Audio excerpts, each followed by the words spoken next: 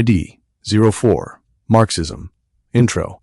Marxism, founded by Karl Marx and Engels, is a critique of capitalism. It highlights class struggle, economic inequality, and seeks a classless society with collective control over production. Marxism Socialism after Marx. Lenin's contributions. Vladimir Lenin adapted Marxism to the conditions of semi-feudal Russia, transforming it into a revolutionary strategy for backward societies. In State and Revolution, he emphasized the dictatorship of the proletariat as a necessary transitional phase, rejecting anarchist instant statelessness. His doctrine of democratic centralism proposed a vanguard party, a tightly organized, ideologically unified group to lead the revolution.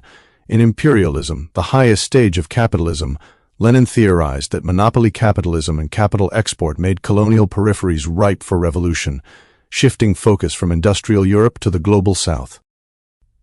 Critics like Kautsky called Bolshevism undemocratic, while Luxemburg warned against over-centralization.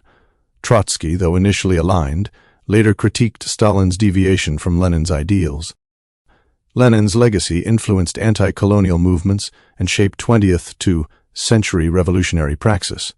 He redefined Marxism as a theory of intervention, not inevitability, bridging theory and action in the context of global capitalist crises. Maoism. Mao Zedong redefined Marxism by adapting it to agrarian China, replacing the urban proletariat with the peasantry as the revolutionary vanguard.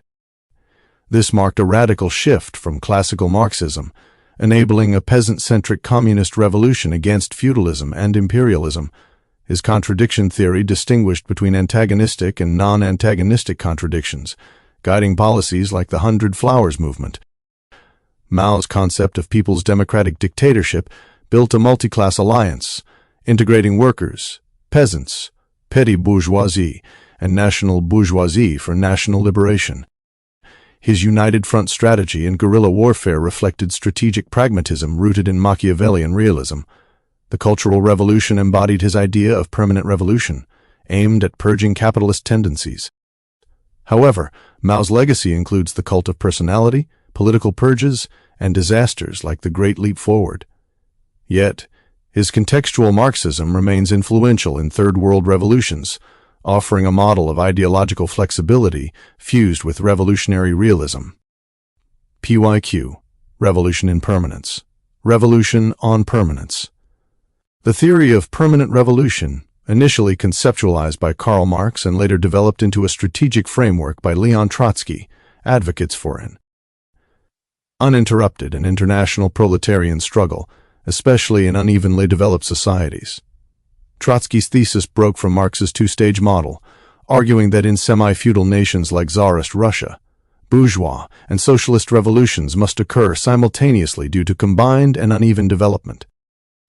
Unlike Stalin's socialism in one country, Trotsky asserted that socialism must be global in scope, else risk isolation and counter-revolution. He emphasized the continuity of class struggle, wherein revolutions must not settle for bourgeois reforms but must advance towards socialist transformation. This vision opposes Bernstein's revisionism, rejecting reformism as a betrayal of revolutionary goals. Trotsky also saw revolution as a dialectical process, not fixed in stages but evolving through renewed confrontation with emerging contradictions. The Russian Revolution, 1917, epitomized this, compressing democratic and socialist phases. Even Mao's Cultural Revolution echoed this logic, seeking to purge bourgeois remnants within socialism itself. In the present, global protests, like French pension resistance, 2023, and the gig workers' mobilizations, reflect contemporary class assertions. AI-driven labor displacement rekindles concerns of technological alienation, while the rise of populist authoritarianism signals the fragility of past proletarian gains. Thus, Trotsky's idea of revolution as permanent, dynamic, and international retains sharp relevance in decoding the nonlinearity of modern emancipatory politics, especially amid recurrent capitalist crises and democratic erosion. Neo-Marxism. Neo-Marxism emerged as a response to the limitations of classical Marxism and the practical failures of Soviet socialism. It reinterpreted Marxism in the context of advanced capitalism, evolving along two trajectories: humanist neo-Marxism, Frankfurt School, and scientific structuralist neo-Marxism. The Frankfurt School, represented by thinkers like Adorno, Horkheimer, Marcuse, and Habermas, emphasized cultural domination, alienation, and the loss of critical consciousness. In Dialectic of Enlightenment, Adorno and Horkheimer argued that mass media has become part of the capitalist base, manufacturing consent and commodifying culture. Marcuse, in One-Dimensional Man, critiqued the passive consumerism of late capitalism.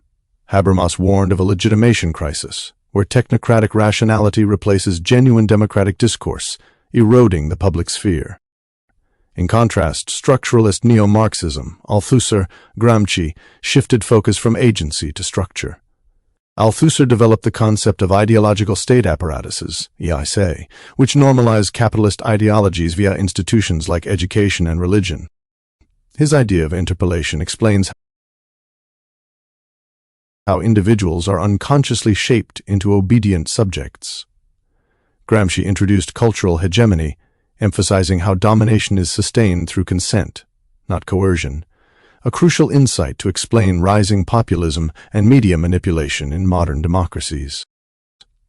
Today, in the context of algorithmic control, surveillance capitalism, Zuboff, and neoliberal cultural hegemony, neo-Marxism provides robust tools to decode symbolic and ideological domination.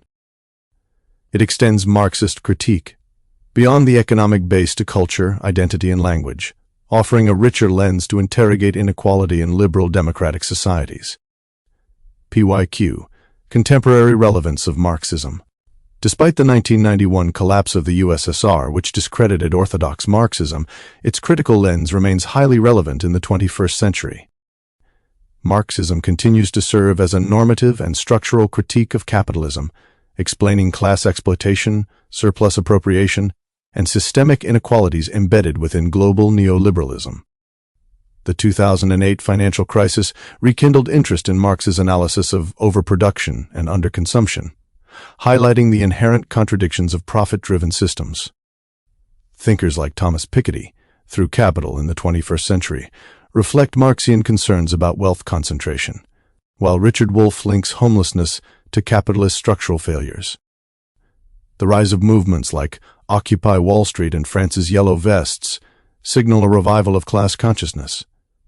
In the digital era, Marx's notion of alienation manifests in the gig economy, where the digital proletariat faces algorithmic surveillance, precarity, and platform dependency. Shoshana Zuboff's critique of surveillance capitalism aligns with Marxist fears of commodified labor and loss of autonomy. Moreover, feminist Marxists, such as Nancy Fraser, critique capitalism's reliance on unpaid social reproduction, linking patriarchy with capitalist accumulation.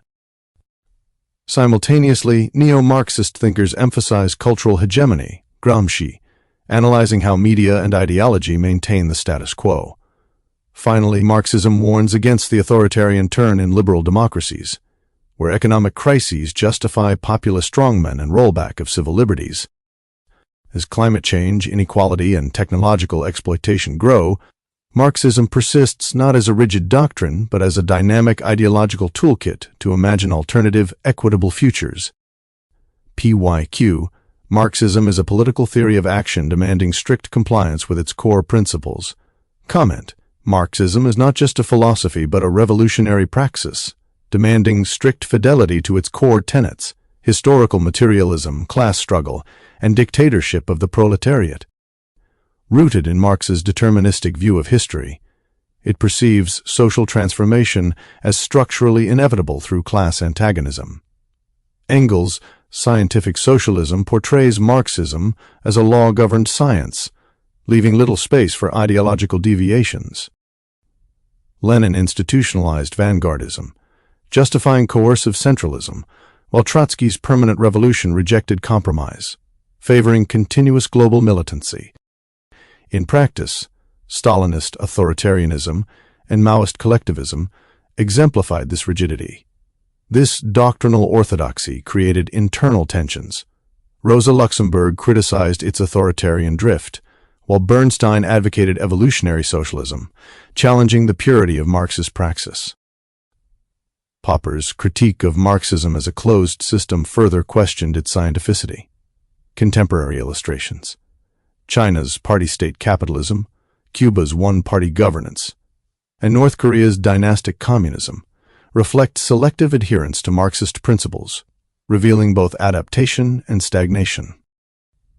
While liberal democracies evolved through social reforms and welfare integration, rigid Marxist regimes faced entropy or collapse, e.g. USSR, 1991. Hence, ideological dogmatism, while providing coherence, limits adaptive governance in fluid socio-economic contexts.